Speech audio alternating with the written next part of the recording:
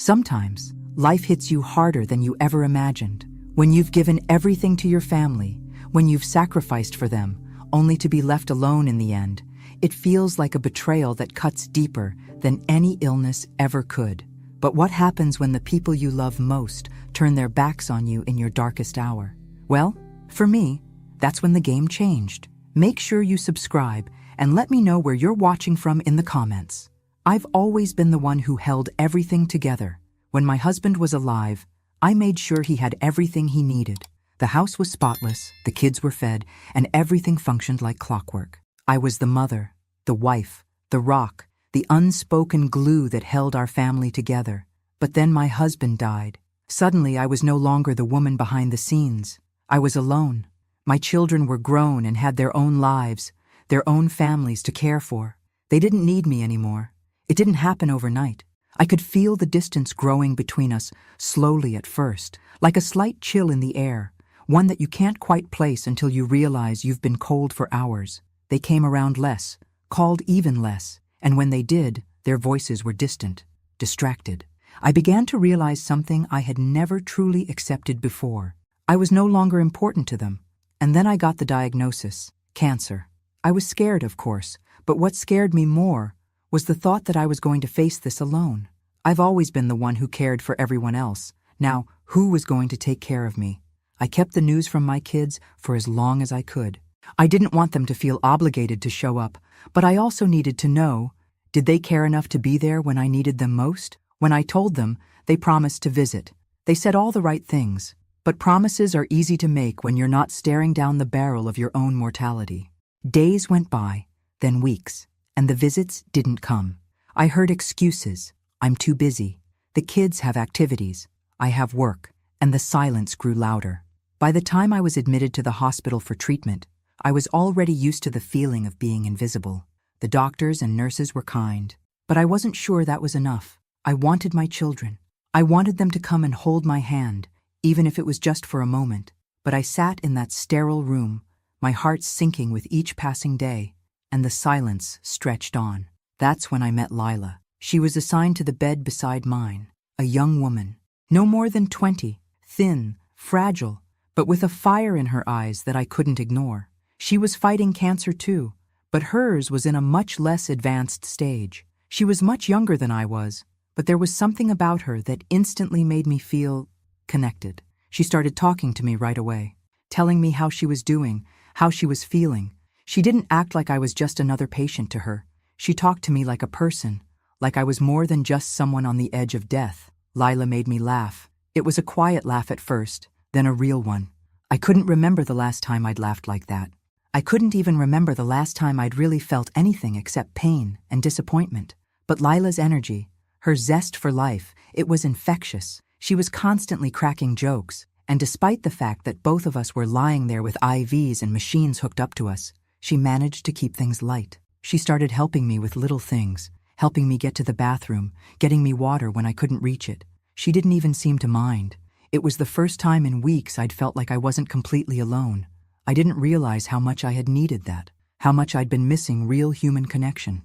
My children had been absent, and my heart ached from it. But Lila, despite everything she was going through, was right there with me. She was showing up in a way they hadn't. The days passed, and with each one, I found myself looking forward to seeing Lila. I started confiding in her, telling her about my life, my regrets, my fears. I told her about how my kids had stopped visiting, how they had slowly slipped away. I told her about my husband and the life we had shared.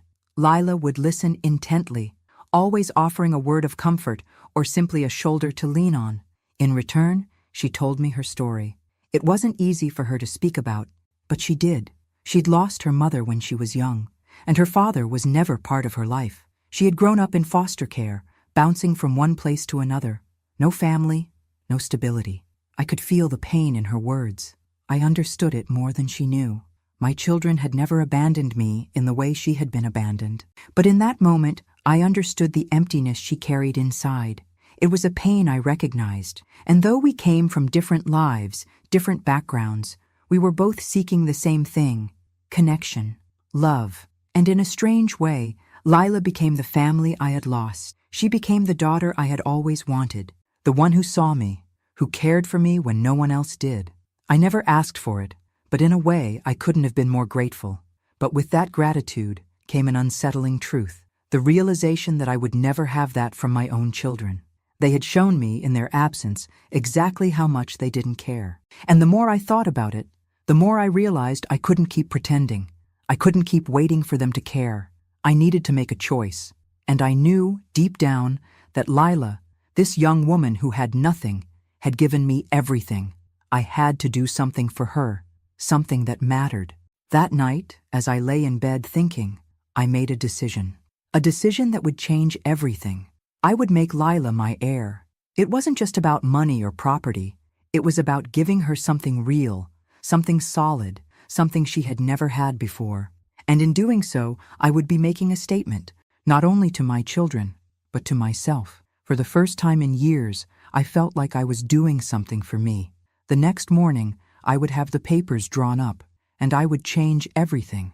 But I didn't know how they would react. I didn't know how my children would take it. But I was ready to face whatever came next. And for the first time in a long time, I felt a flicker of hope. The weight of my decision felt heavy, but I knew it was the right one. I thought about it all night. The decision had come to me so suddenly, but in my heart, I knew it was the only choice I had left. I couldn't keep waiting for my children to care. I had given them everything, but now, in my hour of need, they had shown me that their priorities didn't include me. So, the next day, I did it. I made the call to my lawyer, and we started the process of changing my will. I had never expected my life to end up this way, but I knew I had to do what was right for me. For once, I had to make a choice that was about me and not them. I told Lila about it the following morning, and her eyes widened in surprise. She looked at me with disbelief, as if she didn't understand how she had come to be the center of everything in my life. But there she was, my rock, the only one who had been there for me. I didn't care if my children would be furious. Lila didn't want to accept it at first. "No, Martha, I can't take this from you," she said, her voice trembling. "I'm not—" "Lila," I interrupted gently, "you have no idea what you mean to me. I can't keep waiting for my kids to show up. They've had their chance. But you've been here for me when they weren't. You've shown me love, care, compassion, something I haven't felt in a long time. You're the one who matters now." She stayed quiet for a moment, as if trying to process everything I was saying. I could see the hesitation in her eyes, the reluctance to accept anything from me. But I couldn't help it. This was my decision. I needed to give her something real, something tangible to show how much I appreciated her presence in my life. I didn't want to think about how my children would react. I didn't want to imagine their anger, their resentment. For once, I didn't care. I had spent years being there for them, and they hadn't once shown up for me when I needed them most. Now, they were going to have to face the consequences of their neglect. The lawyer called that afternoon to confirm that the changes were made. My children would no longer inherit anything from me. Lila, this young woman who had been with me for only a short time, was the sole beneficiary of my estate. I didn't even want to think about how my children would react. I just had to believe that, in the end, I had made the right choice. The days following were a blur. The pain of the treatments, the sleepless nights, the endless waiting for any sign that my body would fight back. It was all consuming. But in the midst of it, there was something different. Lila was there, every moment. She helped me with my meals. She encouraged me when I thought I couldn't go on. She became a constant presence in my life, a symbol of hope when I felt hopeless. It was strange how, after all these years of giving my life to my children, I could find such peace in the company of someone so much younger, someone who had no obligation to care for me. But that was what made it so special. Lila wasn't here because she had to be. She was here because she wanted to be. Then, one afternoon, my children finally called. It had been weeks, but they had apparently decided to reach out now that they'd heard about the changes in my will.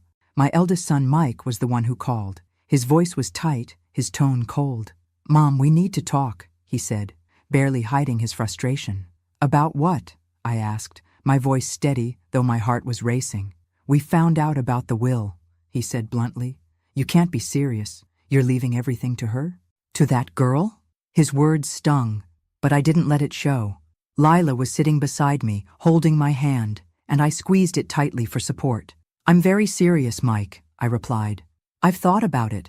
And yes, I've left everything to Lila. She's been there for me in a way none of you have. You all promised you'd visit. You all promised you'd support me. But where were you when I needed you most? I could hear him fumbling with his words, trying to find the right thing to say. Mom, you don't know what you're doing. You can't just give everything to her. You're being manipulated. We're your children. We deserve that money. Deserve it? I felt the anger rise in my chest, but I kept my voice calm. You deserve nothing. I've spent my entire life giving to you, supporting you. But now, when I need it, you're nowhere to be found. Lila has been there for me, and I'm doing this because I want to. It's my decision. There was a pause on the other end, and I could feel the tension. You're making a huge mistake, Mom, Mike said. We'll talk later. And just like that, the call ended. I didn't need to hear anything more. I had made my choice, and I wasn't going back. But as the days wore on, I couldn't help but wonder how my other children would react. I had always been the one to hold everything together, to keep the family united. And now, I had torn it all apart. But it wasn't me who had done that. They had. They had chosen to ignore me. They had chosen to walk away when I needed them most. And now, they would have to live with that. Lila looked at me, her face filled with both concern and sympathy. Martha, you don't have to keep doing this alone. I'm here. I'll always be here. And in that moment, I knew. This was the family I needed. Not the one I'd fought for my entire life, but the one I had found when I least expected it. The one that showed me love when I felt like I had nothing left. For the first time in years, I felt like I was making the right decision. And in that moment, I was at peace with it. But little did I know, the storm that was about to come would shake everything I thought I knew about my family, my life, and the future I had just begun to build with Lila. I had made my choice, but what would it cost me? The days after the phone call with Mike were a blur, but a new clarity settled over me. I had made my decision. I had chosen to stand firm in the face of everything I had endured, to take control of what little I had left. I had given so much to my children over the years, sacrificed everything for them. And now, in my final moments, I wasn't going to let them tear me apart anymore. Lila's presence was a comforting anchor in the sea of my swirling emotions. I remember one evening, as the sun began to set, casting a warm orange light across the room, she sat beside me, brushing my hair away from my face, just as a daughter might do for her mother. It was a simple, tender gesture, but it meant the world to me. She didn't judge my decisions. She didn't ask for anything in return. She simply cared for me in the most genuine way possible. In her presence, I felt like I wasn't invisible. For the first time in a long time, I felt seen.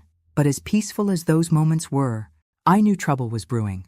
My children hadn't taken my decision lightly, and I could only imagine how furious they were. It was only a matter of time before they would show up at my door, demanding explanations, trying to convince me I had made a mistake. I wasn't wrong. The next morning, my second son, Daniel, came storming into my hospital room. He had a look in his eyes, a mix of anger and disbelief. I could tell right away this wasn't going to be a civil conversation. "Mom, what the hell is this?" he spat, holding up a copy of my new will. "This girl, Lila, is going to get everything." I looked at him, my heart heavy with a mixture of guilt and defiance. "Yes, Daniel, she is. You're out of your mind," he yelled. "You've gone crazy. You can't just give everything to some stranger.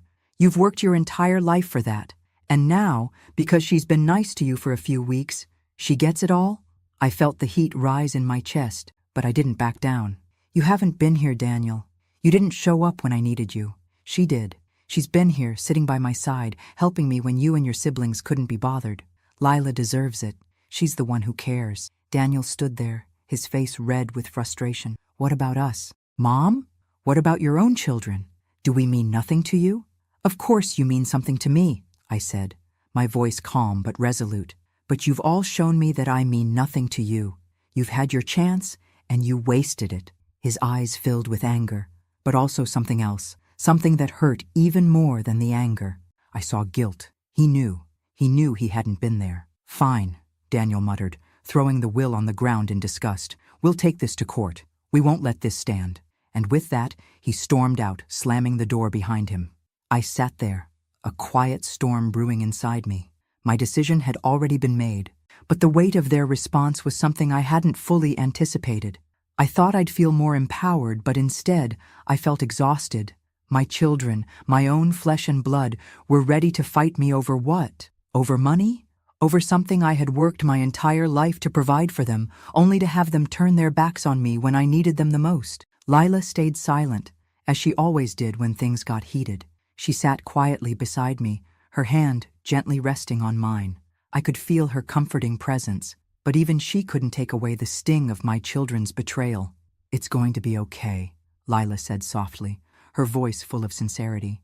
"They'll realize, eventually, but until then, you've got me, and that's what matters." I squeezed her hand, grateful for her unwavering support. "Thank you," I whispered. "I don't know what I'd do without you."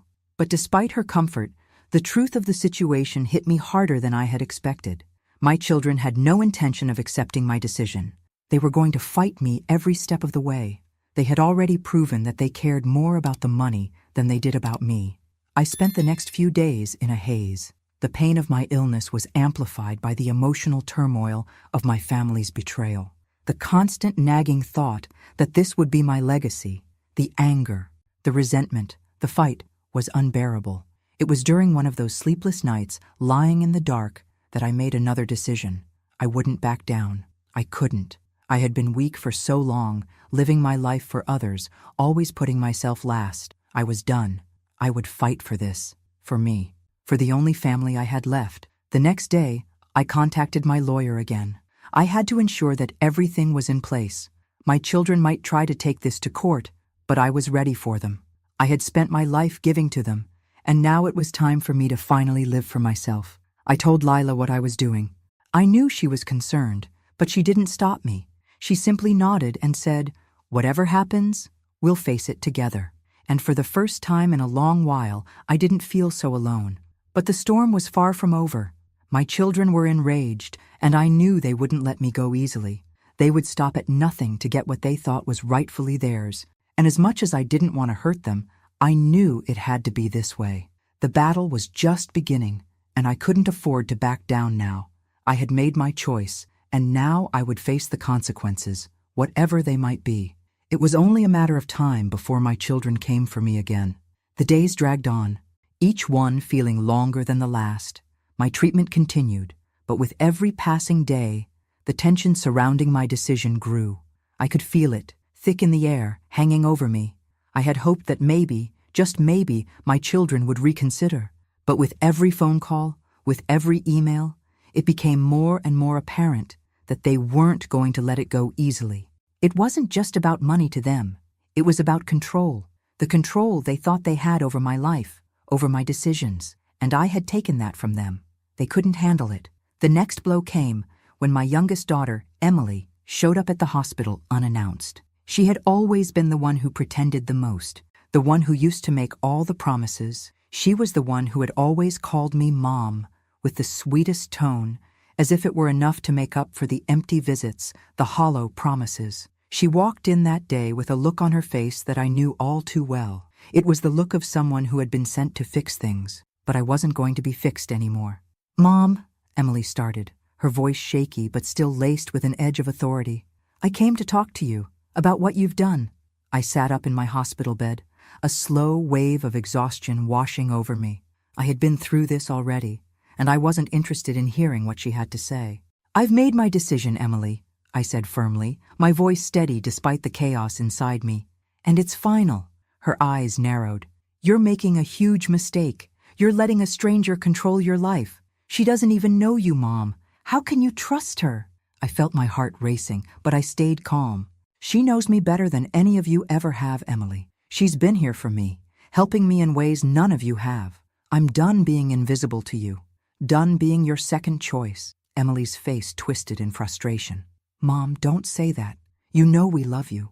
We just—" "No, Emily, don't you dare tell me you love me," I interrupted, my voice rising despite myself. "I haven't seen love from any of you for a long time.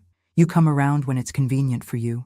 You think a few half-hearted calls and I'm sorries can fix years of neglect. It's too late for that." She recoiled slightly, as if I had slapped her, but I wasn't finished. Lila has been here every day. She's been by my side. She doesn't need anything from me. She cares about me for who I am, not for what I can give her. And that's why I've made her my heir. Mom, please, Emily said, her voice breaking as she knelt beside my bed. You're not thinking clearly. You're letting this girl manipulate you. I could see the tears in her eyes, but they didn't move me. The tears were about her loss, not mine. She wasn't crying for me. She was crying because I wasn't following the script she had written for me. No, Emily, I said, my voice softer now, but resolute. You're the one who hasn't been thinking clearly. I gave you everything. And in return, you gave me nothing but empty promises. I'm not going to keep pretending anymore. There was silence between us for a long moment, heavy and suffocating. Emily stood up, wiping her eyes quickly. You'll regret this, she muttered, her voice thick with resentment. I won't, I said firmly, feeling a strange calm settle over me. You'll see. She left without saying another word. I didn't watch her go. I didn't want to. Lila walked into the room a little while later, her expression full of concern. How did it go? She asked, sitting down beside me. I sighed and shook my head.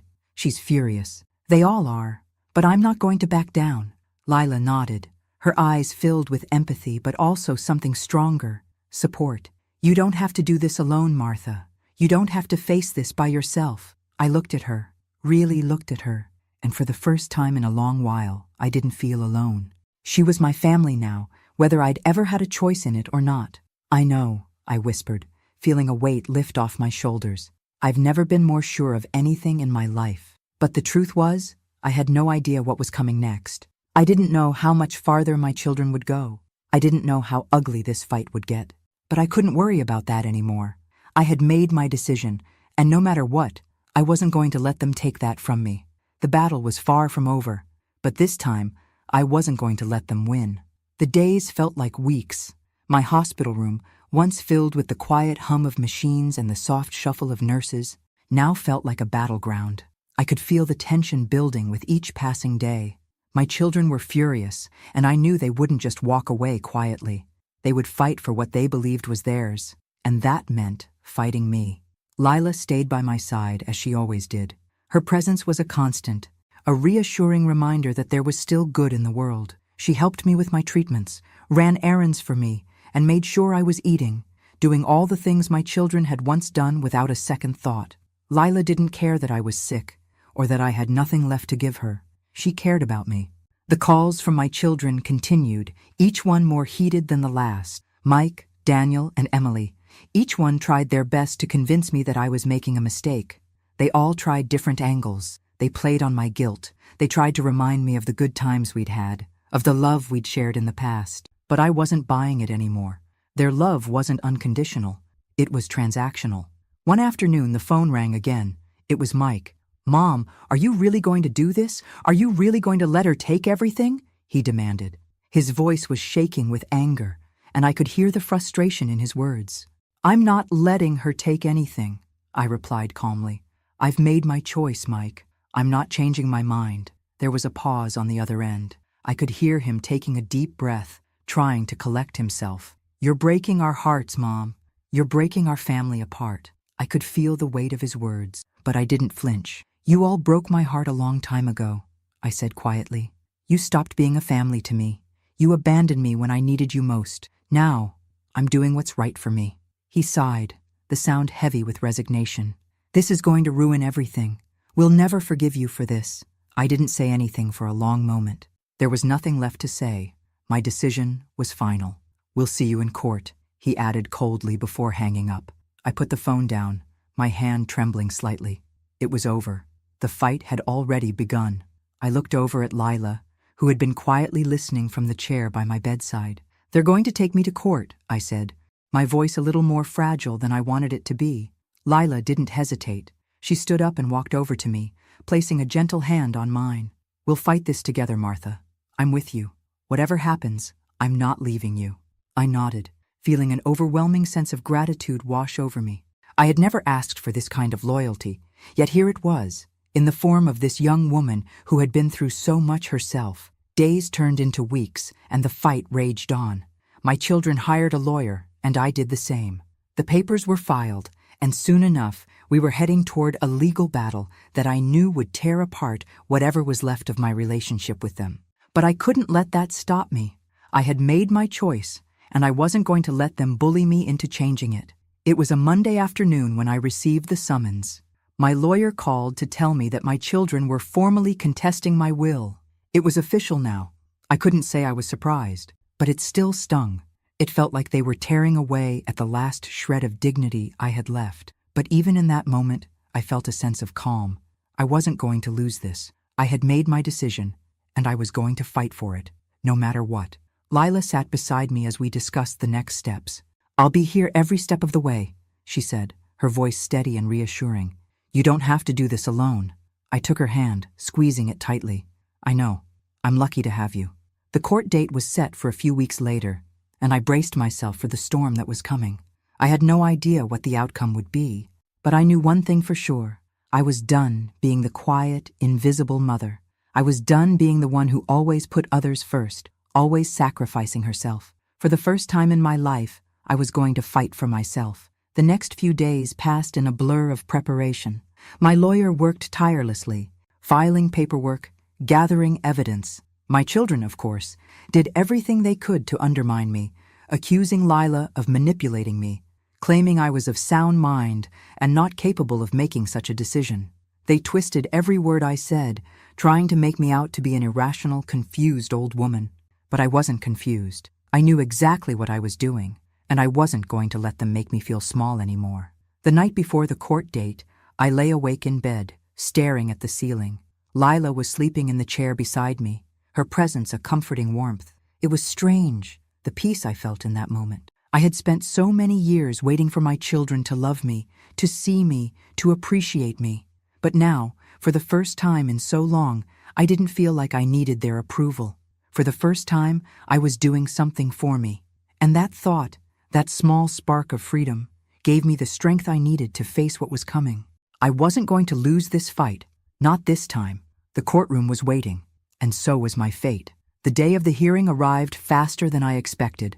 I woke up early, the weight of the day heavy on my chest. It was a beautiful spring morning, the sun shining through the hospital window, casting a soft glow on everything around me. But even the sunlight couldn't ease the tightness in my stomach. Lila was already awake, sitting beside me, her eyes filled with both concern and determination. She had been by my side every step of the way, through the late-night phone calls, the angry outbursts from my children, the endless legal discussions. She was the only one who hadn't let me down, and I knew, without a doubt, that she was going to be there with me today. "Are you ready for this?" Lila asked softly, brushing a strand of hair from my face. I took a deep breath and nodded. I don't know if anyone is ever truly ready for something like this, but I've made my choice, and I'm going through with it. Lila squeezed my hand. "We'll get through this. You have me." The court was scheduled for the afternoon, and I could feel the anticipation building inside me. My children had already arrived, of course they had, eager to fight for what they believed was rightfully theirs. My lawyer had assured me that I was in a strong position, but I couldn't help the nagging doubt that crawled into my mind. What if I had made the wrong choice? What if I was about to destroy the last chance at a relationship with my kids? But those thoughts were fleeting. I knew deep down that I had done what I needed to do for myself. They had abandoned me. They had left me alone in my time of need. They didn't deserve what I had left. Still, it didn't make it any easier. By the time we arrived at the courthouse, my hands were clammy, and my nerves were on edge. Lila stayed close to me, offering quiet reassurance as we entered the building. My children were already inside, seated on the opposite side of the courtroom, their faces tight with frustration. Mike, Daniel, and Emily sat in the front row, glaring at me as if I had committed the ultimate betrayal. I couldn't meet their eyes. The anger in their expressions was too much. The courtroom was filled with a tense silence as we waited for the judge to arrive. I could feel my heart pounding in my chest, the noise deafening in my own ears. Every part of me wanted to turn and leave, to escape the suffocating atmosphere. But I couldn't. I had to see this through. When the judge entered, everyone stood. He was an older man, his face lined with experience. He looked down at the papers in front of him, then glanced up at the room, his eyes landing on me. "Martha Johnson?" he asked in a neutral tone. I nodded, my voice betraying none of the emotions I felt. "Yes, Your Honor." Your children are contesting your will. Do you understand the nature of the case? I do, I replied, my voice steady, even though my hands were shaking slightly. The judge nodded and gestured for us to sit. The hearing began. My lawyer spoke first, outlining the situation, the will I had drafted, the decision to leave my estate to Lila, and the fact that my children had been largely absent from my life during my illness. My lawyer made it clear that I had the right to make these decisions, and that there were no legal grounds for my children to contest the will simply because they disagreed with it. But my children weren't about to let it go that easily. Mike was the first to speak. His voice was tight, his anger palpable. Your Honor, my mother has lost her mind, he said, his eyes never leaving me. This girl, Lila, is manipulating her. She's taken advantage of my mother's sickness. This decision is not the result of a sound mind. We believe the will should be invalidated.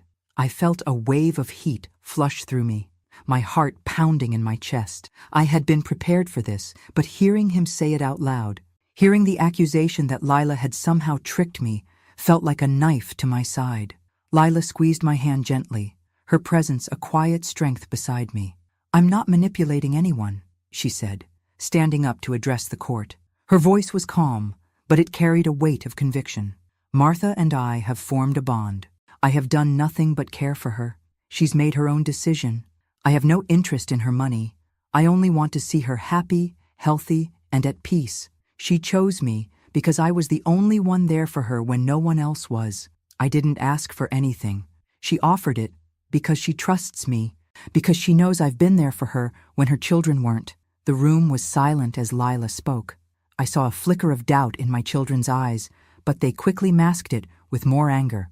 Daniel stood up next, his voice thick with frustration. This is outrageous, Mom. You can't seriously be considering leaving everything to a girl who's not even part of this family. We're your flesh and blood. We're the ones who should be taken care of, not her. Daniel, I said, my voice stronger than I had expected. You haven't been here for me, not when I needed you most. I'm sorry, but you've made your choice. I'm making mine. The courtroom grew even quieter, the weight of my words hanging in the air. I saw the flash of hurt in my children's eyes, and for a moment I felt a pang of regret. I had given everything to them. How had it come to this? But then I looked at Lila, sitting beside me, her eyes full of understanding and care, and I knew this was right. This was the family I had now. The judge cleared his throat and looked down at the papers in front of him. He then turned his attention to me. Martha, he said, his voice stern but compassionate, this is a difficult situation. You've made your wishes clear, but your children have a right to contest the will. However, it's also clear that your decision is based on your relationship with Lila and your feelings of abandonment by your children. I nodded. That's correct, Your Honor. He paused, his gaze shifting to my children. I will take everything into consideration. This is a complicated case, and I will review all the evidence before making a final ruling. With that, the hearing was adjourned. The room erupted into whispers as the judge left, and my children stood up, their faces red with anger. I didn't look at them as they left the courtroom. I didn't need to. I had made my decision, and no matter what happened next, I knew I had done the right thing. The battle wasn't over yet, but for the first time in a long time, I felt like I had control of my own fate. The waiting was the worst part. The courtroom had been silent as the judge left, but in the hours that followed, it felt like the world was spinning just a little too fast. Lila had stayed close, her quiet presence grounding me, but I couldn't shake the knot in my stomach. I had made my decision, and I knew it was the right one, but the emotional weight of it all was heavier than I had expected. The judge had promised to review everything, but when would that be? How long would it take? And what would happen when he finally made his ruling? The next few days passed in a blur. I spent my time recovering as best I could from the cancer treatments, while Lila continued to care for me with the same quiet dedication she always had. She was there when I needed her, offering comfort, support, and a kind word whenever I felt the pressure of the legal battle weighing down on me. But even with her by my side, I couldn't ignore the fact that I had lost something irrevocable. My children's anger, so raw, so biting, was something I couldn't forget. The decisions I had made weren't going to just vanish because I had done what was right for me. A few days after the hearing, the phone rang again. I didn't need to look at the caller ID to know who it was. Mike, I answered, taking a deep breath before speaking. What now, Mike? You've really done it this time, haven't you? His voice was laced with bitterness. Mom, you've destroyed everything. Everything was already destroyed, Mike, I said quietly, but firmly. You've all abandoned me. I'm sorry, but I'm not going to keep pretending that you care just because you're upset about the will. You think we don't care? His voice was raised now, and I could hear the frustration building. You really think we don't care? We've been dealing with you being sick, and now you're just going to leave us with nothing? You don't care about me, Mike. You care about what you can get from me. And I've given enough. I'm not asking for your forgiveness. And I'm not going to feel guilty for making a choice that's mine to make. There was a long pause on the other end, and I could feel my chest tightening with each second. But then, as if on cue, I heard the sound of someone approaching in the background. A familiar voice. Mike, let it go. This isn't going to get us anywhere. Emily. You stay out of this, Emily, Mike snapped. This is Mom's fault, not mine. I felt my pulse quicken at the sound of their voices, each one filled with anger and hurt. And suddenly, it felt like I was right back where I started. Alone, misunderstood, drowning in all the emotions they had left behind. I've already made my decision, I said, my voice quieter now. And no matter how many times you yell at me, it's not going to change. The silence on the other end of the line was deafening. Finally, Mike spoke again, his voice quieter, more resigned. We'll see about that, but I'm telling you.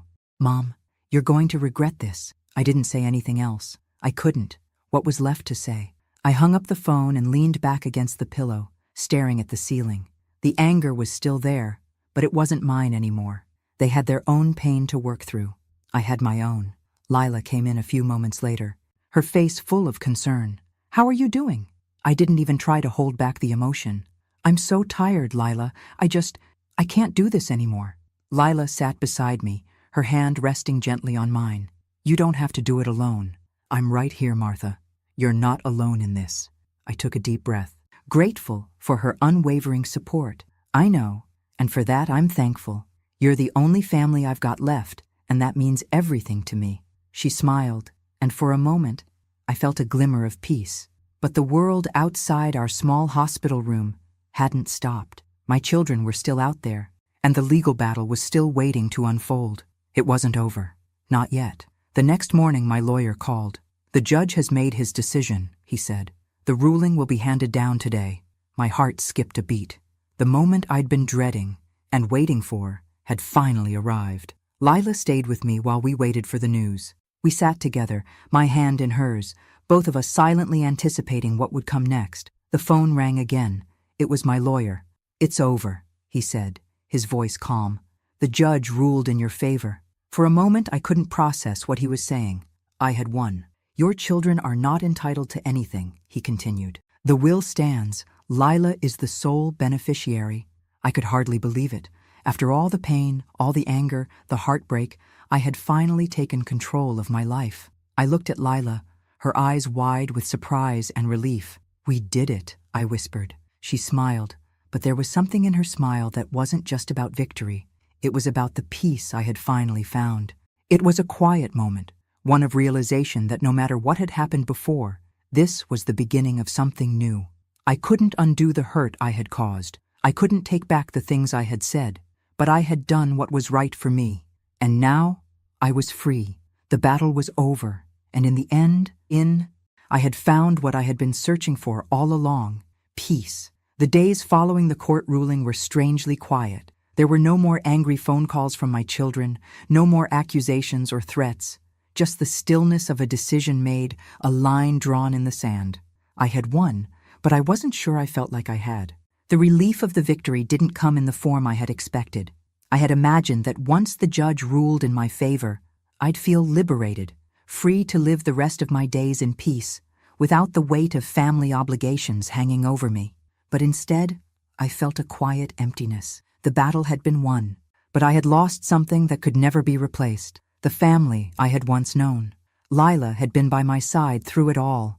She was the first one to hug me after I got the news, her smile full of genuine happiness for me. But as the days wore on, I saw a shadow in her eyes, a concern that had nothing to do with the court case. Martha, you've been through a lot, she said one evening as we sat on the small porch outside my hospital room. But I don't want you to feel like this is the end. It's a new beginning. You deserve to live without the weight of that past holding you down." Her words were kind, but they didn't lift the cloud that lingered over me. The house I was left with was empty, too quiet. I spent hours each day thinking about what my children might be doing, whether they were angry enough to keep fighting, or whether they'd let the matter rest. Mike, Daniel, and Emily had not contacted me since the ruling. Part of me hoped they would, perhaps just to say goodbye, to acknowledge the deep hurt I had caused them. But the other part of me, the part that was finally free from their expectations, knew it would never happen. I spent the following days sorting through the things that had once been mine: family photos, letters, old mementos. There was a strange sadness in doing this alone.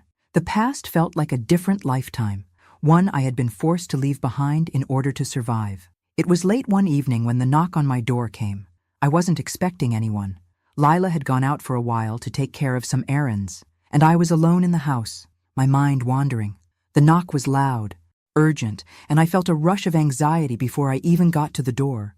When I opened it, my eldest son, Mike, was standing there. His face was red, his eyes sharp with anger, but there was something else, a weariness that hadn't been there before.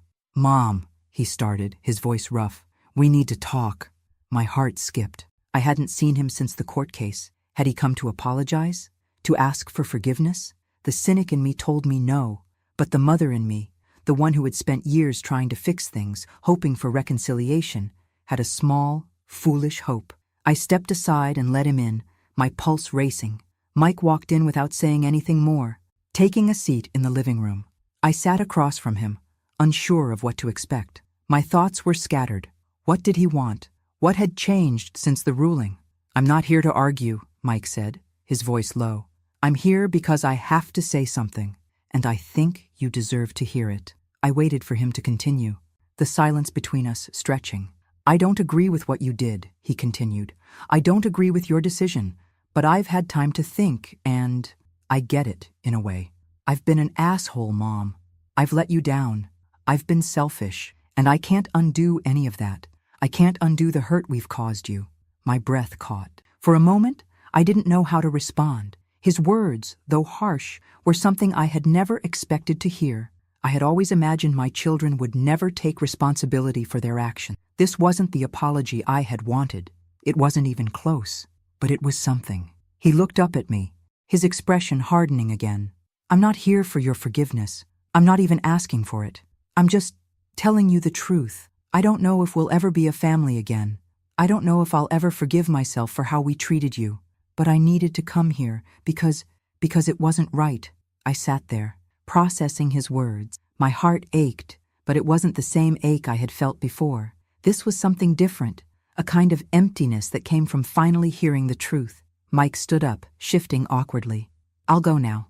I just wanted you to know that, whatever happens, I'm sorry, Mom. I really am." And just like that, he was gone. I closed the door behind him, my mind reeling. Part of me wanted to scream, to demand more.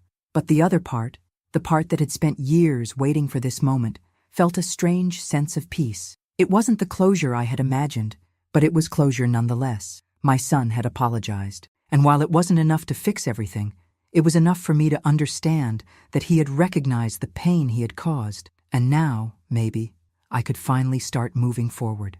I wasn't sure if my children would ever come around completely. I didn't know if they would ever truly accept my decisions, or if they'd continue to harbor resentment. But for the first time, I knew that whatever happened next, I had done what I needed to do for myself, and that had to be enough. I woke up the next morning with a strange, heavy sense of calm. The conversation with Mike had shaken me more than I expected, but there was a finality to it that settled deep within me. I had spent years wishing for an apology, for some kind of acknowledgement from my children. And while Mike's words hadn't fixed everything, they had given me something I didn't think I would ever get, an honest admission of guilt. But there was something else, too.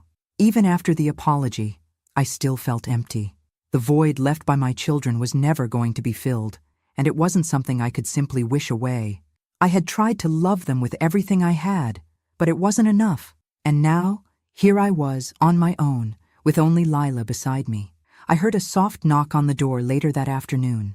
It was Lila, returning from her errands, her face bright and full of life, as usual. The contrast between her energy and the heavy sadness that still lingered in me was stark, but in that moment, I couldn't help but feel grateful. She was the only person who had truly shown up for me when I needed it most. "How was your day?" she asked as she entered the room, setting down her things with a smile. I gave a weak smile in return, but it didn't reach my eyes. "It's been quiet." Lila immediately noticed the change in my demeanor. "What happened?" I hesitated for a moment, then took a deep breath. Mike came by. Her eyes softened. "And?" He apologized. Lila sat down next to me, her hand gently brushing mine. "That's a big step, Martha. Maybe it's not everything you wanted, but it's something." I nodded slowly, unsure of what to say next. The weight of it all was too much to articulate. I didn't expect it. Not from him. Not in that way. Lila's expression was full of understanding. People don't always show up the way we want them to, but it doesn't mean they don't care in their own way. I felt a lump in my throat. It wasn't that I didn't believe Lila. She had shown me care in ways I could never have imagined, but it was hard to let go of the hope that my children might one day truly care, the way I had always wanted them to. "What now?" I asked, my voice a little more fragile than I intended. "What do I do with this?" "You keep going," Lila replied firmly, squeezing my hand. "You keep moving forward. You've made your choice, and you're not alone anymore." The words were simple, but they gave me a sense of clarity that I hadn't had in weeks. I was starting to see what Lila meant. Moving forward wasn't about waiting for things to go back to the way they were. It was about accepting what had happened and choosing to live in the present, no matter how difficult it was. And so, I made a choice. I wasn't going to keep living in the shadow of what I had lost. My children were grown now, and they had made their choices. It was time for me to make mine. The days passed quickly after that. I continued my treatments, pushing through the physical pain, and focusing on the one thing that had kept me grounded. Lila. She was my family now, my daughter by choice. And every day, she proved that she was more than just a caretaker. She was a true friend, someone I could count on no matter what. We spent afternoons together, talking about everything and nothing. Sometimes we sat in silence, watching the world outside the window. Other times, we laughed until we couldn't breathe.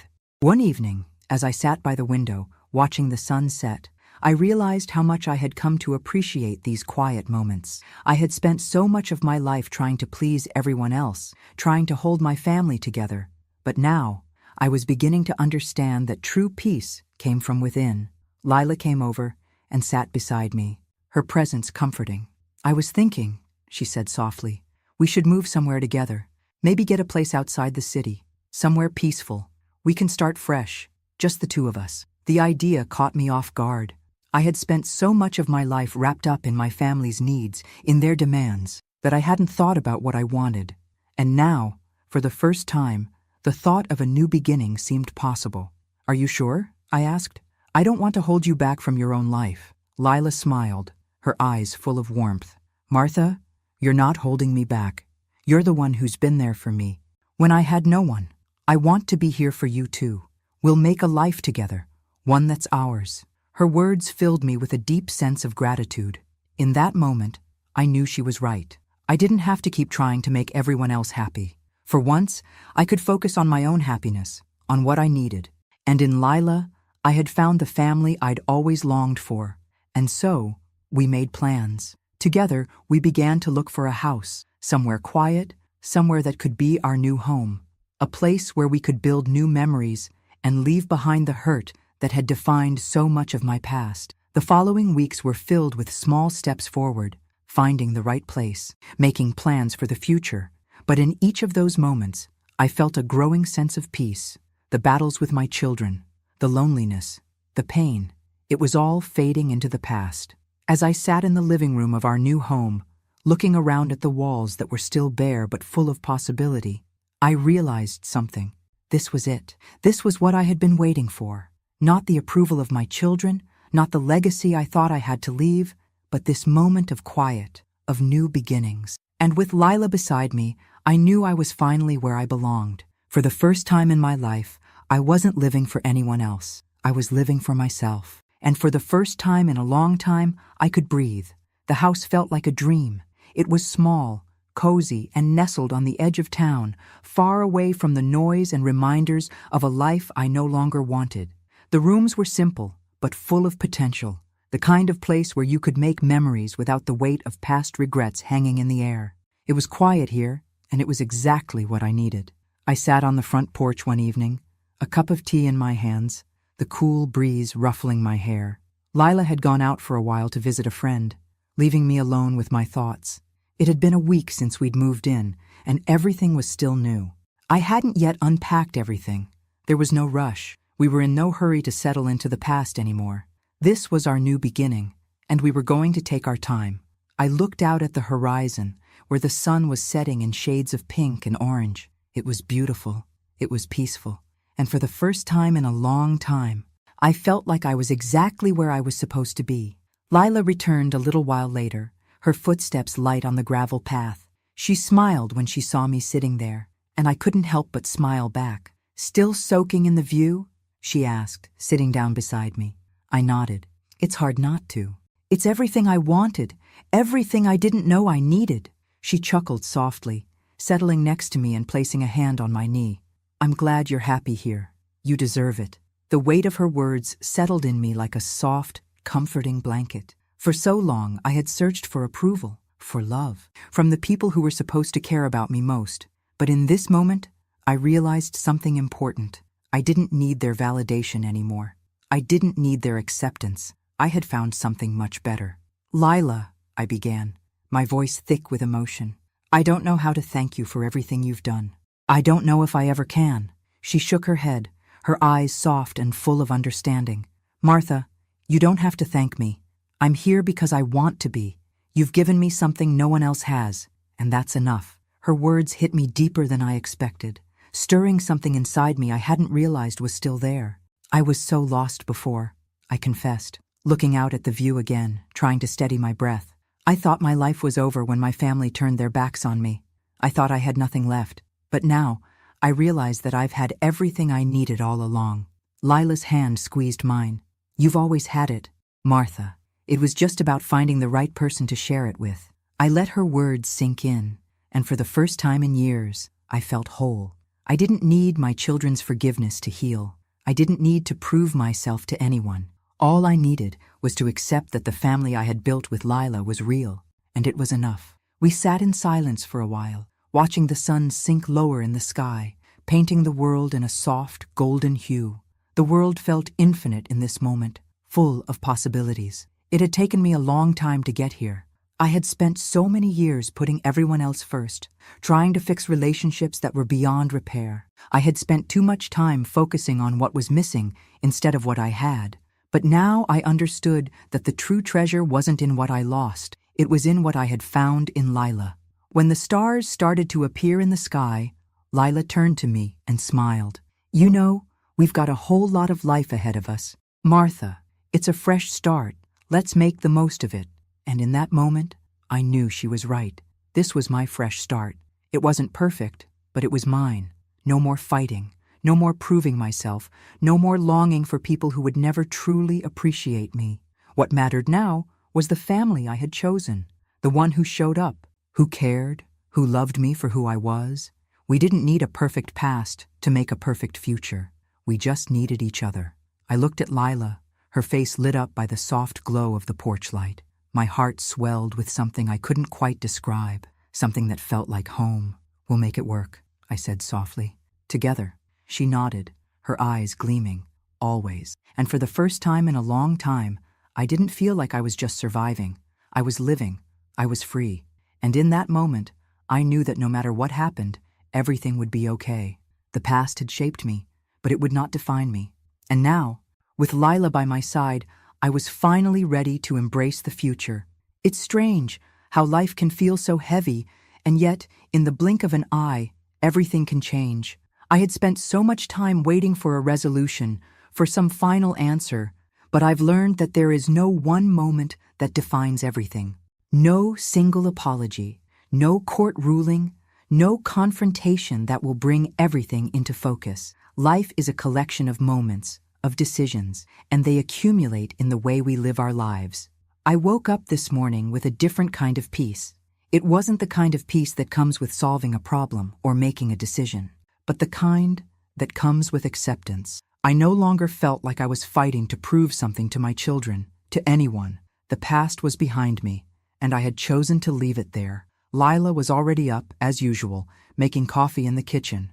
Her energy was like a quiet storm, steady and constant, always filling the space with warmth. I could hear her humming softly as she moved about. I watched her from the doorway, my heart swelling with gratitude. She was everything I needed, and I couldn't have asked for a better companion on this journey. "Good morning," I said, my voice still thick with sleep. She turned, a bright smile on her face. "Good morning? Sleep well?" I nodded, walking into the kitchen to join her. "Better than I have in a long time." She handed me a cup of coffee, her eyes warm. "I'm glad. I know it's been a lot, but I think we're finally finding our rhythm here." I took the coffee, savoring the warmth, and looked around at our little home. It was still a work in progress. There were boxes in the corner, some paintings still waiting to be hung on the walls, but it felt like ours, a space where we could just be. "Yeah," I said softly, "I think we are." The days after the court ruling had been quieter than I expected. My children hadn't tried to contact me again, and part of me wondered if they had finally accepted what had happened, or if they were still seething with resentment. Either way, I couldn't control it. I had done what I needed to do for myself. Lila had been right about something. It wasn't about fixing everything. It wasn't about trying to repair broken relationships that had already crumbled beyond repair. It was about finding peace in the chaos, about recognizing that I had the power to choose my future, regardless of what had happened before. "Do you ever wonder if things could have turned out differently?" I asked, staring into my coffee cup, the question that had been lingering in my mind for days. Lila set her mug down, her gaze soft and thoughtful. "I think we all wonder that sometimes, but I don't think about it much anymore. What's more important is what we're doing now, what we're building. You're not alone in this, Martha, not anymore." I looked at her, the words she spoke sinking in deeper than I realized. It wasn't the future I had imagined for myself, but it was the one I had now. And for the first time, I felt a sense of hope I hadn't felt in years. "We're building something good, aren't we?" I said, a quiet smile tugging at my lips. Lila smiled back, her eyes filled with something that felt like love, like family. "We are." The rest of the day passed in the same quiet, comfortable rhythm. We worked together, cleaning up the last few things in the house, organizing, putting down roots in a way that felt different from what I'd always known. It wasn't about possessions or money or legacy. It was about creating a life that was filled with love, a life that was ours. Later that evening, as we sat on the porch, watching the sun dip below the horizon, I felt a strange sense of satisfaction. The world wasn't perfect. I didn't have all the answers, but I was no longer chasing someone else's idea of what my life should be. I wasn't defined by my past mistakes, nor by the decisions my children had made. I was free, and I knew, deep down, that this was the beginning of something beautiful. I had spent too long trying to fix the broken pieces of my past, but now, with Lila by my side, I was learning to let go of the past and embrace the future. And for the first time, I was living fully, without regret. It's funny how life can surprise you even when you think you've seen it all. I had spent so many years battling my own demons, trying to hold on to what was already slipping away. I had wanted to fix everything, to heal the wounds that couldn't be healed, to make my children love me the way I had always wanted. But now, sitting here in our little house with Lila, I realized that what I had been searching for all this time wasn't in the past, wasn't in the fight for approval from those who had long since turned away. What I had been searching for was peace. Lila and I had made this place our home. It wasn't perfect, but it was ours. There were still boxes in the corner, and some rooms needed more work than others, but it didn't matter. We had built something real together. We had created a space where we could breathe, where I could breathe. It had taken me a long time to get here. I had spent my life trying to please others, trying to make everyone around me happy, but at the expense of myself. I had sacrificed everything for the people I loved, only to be left in a cold, empty room with no one but myself. But here I was, finally realizing that I didn't need their approval to be happy. I didn't need their love to feel complete. The truth was, I had found a kind of love that was even more powerful, one that was unconditional, built on mutual respect and understanding. Lila had become my daughter, not by blood, but by choice. We had formed a bond that was stronger than anything I had ever experienced, and it was real. It was enough. That evening, we sat together on the porch as we often did, watching the sun dip below the horizon. The house was quiet, except for the sound of crickets in the distance and the occasional rustling of leaves in the wind. It was peaceful, the kind of quiet I had longed for but never knew how to find. "You know," Lila said, breaking the silence, "I never imagined we'd end up here, but I wouldn't trade it for anything." I smiled, feeling a lump form in my throat. Me neither. I never thought I'd have this. I thought I'd spend my life waiting for something that was never coming. Lila reached over and took my hand. "You're not waiting anymore, Martha. You've got everything you need right here." I squeezed her hand, the words hanging in the air between us. We had both been through so much, and now we had this new beginning, this future that we could shape however we wanted. There were no expectations, no pressure to be something we weren't. It was just us, and it was more than enough. I leaned back in my chair, letting the peace of the moment wash over me. The weight I had carried for so many years was gone now, lifted by the simple act of letting go. The guilt, the pain, the anger, it was all fading, slowly but surely. I had stopped trying to fix everything, stopped trying to force things that were never meant to be, and in doing so, I had found freedom. "We're going to be okay, aren't we?" I asked, my voice a little shaky. Lila looked at me, her eyes soft and filled with affection. "More than okay. We're going to be great." I believed her. For the first time in a long time, I truly believed her. We didn't need a perfect ending. We didn't need everything to be neatly tied up in a bow. What we had was real, and it was enough. In this quiet little house, in the life we had created together, I had finally found what I had been searching for all along: love, peace, and acceptance. The past no longer had control over me. I was free, and so was my heart. I didn't need to prove anything to anyone anymore. I had lived my truth, and in doing so, I had found the family I had always wanted. It wasn't perfect, but it was ours, and that was all I needed. Thanks for listening. Don't forget to subscribe and feel free to share your story in the comments. Your voice matters.